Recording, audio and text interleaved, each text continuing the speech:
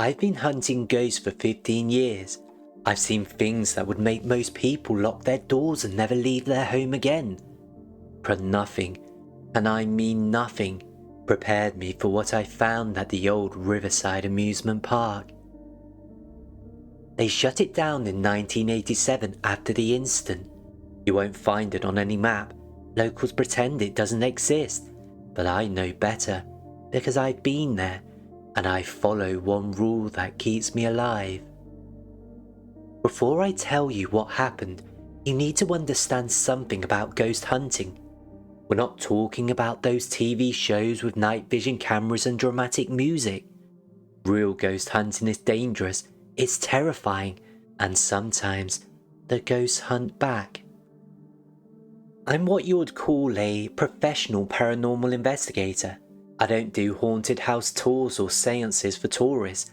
My job is to find places where the veil between our world and whatever's on the other side has gotten thin.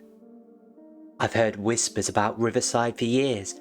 Started as rumours, maintenance workers disappearing, strange lights after work, the sounds of rides operating when the power was cut years ago. Then I found the case files. 12 people, all gone, same night, no witnesses. The official report blamed a mass evacuation drill gone wrong, but I've seen enough of these to know when someone's covering something up. So I did what I always do. I packed my equipment, told my assistant where I'd be, and I drove out to see it for myself.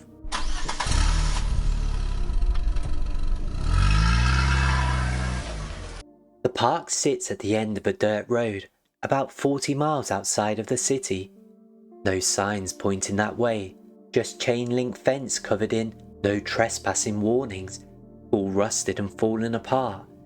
I pulled up just as the sun was starting to set, and I could already feel it. That electric charge in the air that tells you something isn't right here.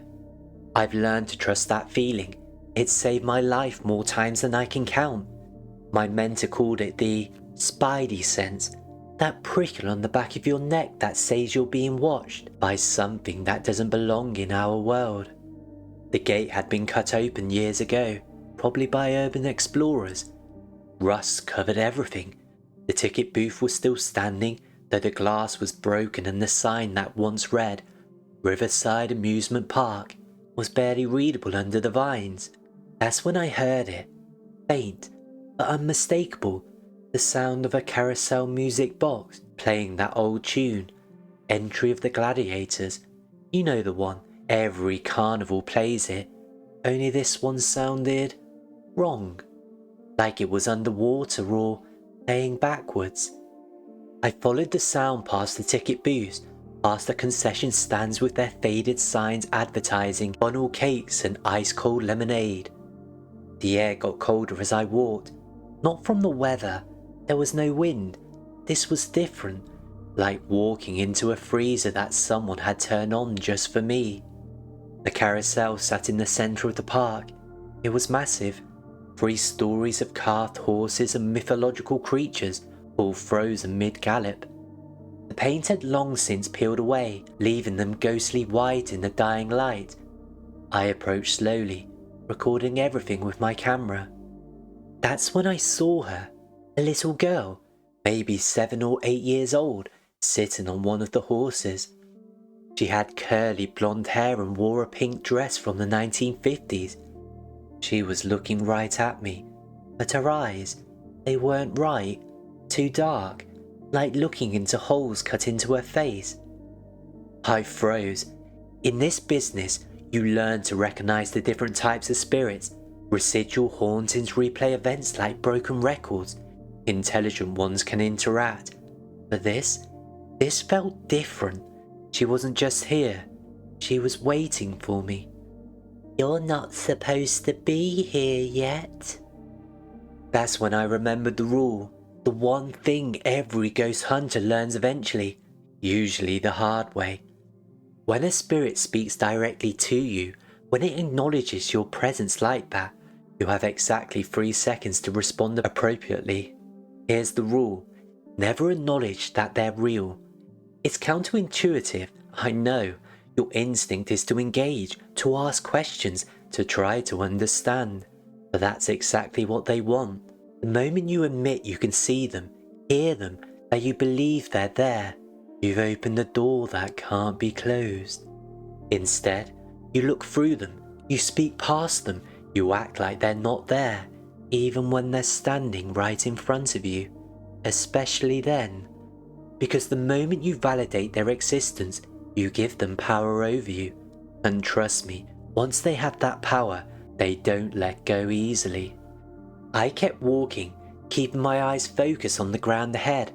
Don't look at her, don't respond, don't give her what she wants. The music box started playing again, faster this time. I could hear the horses creaking as the carousel began to turn, rusted gears grinding against each other. The temperature dropped another 10 degrees. My breath was visible in the air now. I passed the funhouse, its once colourful facade, now a patchwork of peeling paint and rotting wood. The mirrors inside were all shattered, but I could see movement in the reflections, multiple figures, all watching me. Play with us, play with us.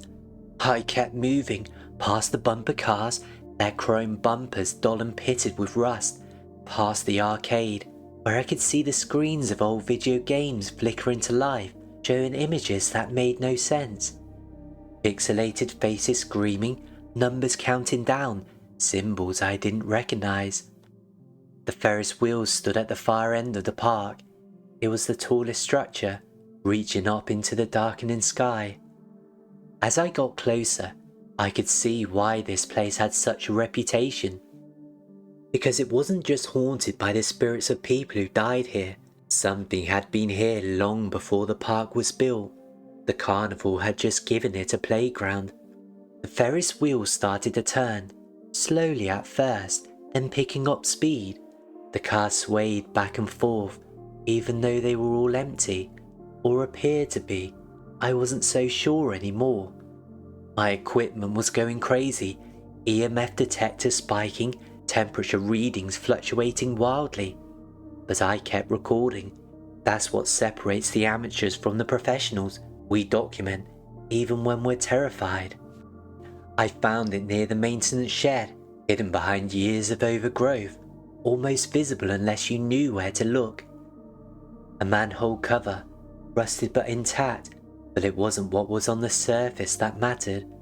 It was what was underneath. The cover came free with a groan of metal against concrete. The smell hit me immediately, like old meat left out in the sun, mixed with formaldehyde and something else I couldn't identify. Something that made my eyes water and my skin crawl. The ladder went down 20 feet before I hit bottom. My flashlight cut through the darkness, revealing what looked like an old maintenance tunnel, only this one had been modified. The walls were covered in symbols, drawn in something dark that I really hoped was paint. Chains hung from the ceiling, some still holding what looked like old carnival props. Others, well, let's just say they weren't holding props. I counted them as I walked. 12 alcoves, each with its own set of restraints, and in each one, personal belongings, wallets, jewellery, shoes, arranged carefully like trophies. This wasn't just where the missing people had ended up. This was where whatever was haunting this place had brought its victims. For decades, maybe longer. At the far end of the tunnel, I found the room. It was circular, maybe 30 feet across. In the centre stood a table, old carnival equipment, repurposed, restraints at the corners, and on the walls, covering every available surface, were photographs, hundreds of them, all taken here, in this room, all showing the same thing, over and over. I recognised some of the faces, not because I'd known them, but because I've seen their missing person reports. The 12 from that night in 1987, but there were others, going back decades, and forward, shockingly, the most recent was dated just 6 months ago. That's when I heard it. Footsteps, multiple sets, coming from the tunnel behind me. I killed my flashlight and I pressed myself against the wall, my heart hammering so loud I was sure they'll hear it. They weren't walking like normal people. Their movements were jerky, unnatural, like marionettes being controlled by an inexperienced puppeteer. And they were whispering, too low for me to make out words, but the tone was clear. Anticipation, excitement. I counted at least 5 distinct sets of footprints, maybe more. They passed within inches of where I was hiding. I could smell them, like old carnival food left out too long mixed with formaldehyde. One of them stopped right next to me. I could hear breathing, but it wasn't right. Too shallow, too fast, like someone hyperventilating but without pause. After what felt like hours, they moved on. I waited another 5 minutes before I dared to breathe normally again. Then I did the only thing I could do. I ran. I don't remember climbing the ladder. I don't remember pushing open the manhole cover. All I remember is running through the park, past the attractions that seem to be operating on their own now. The carousel spinning impossibly fast, the arcade lights flashing in patterns that hurt to look at directly.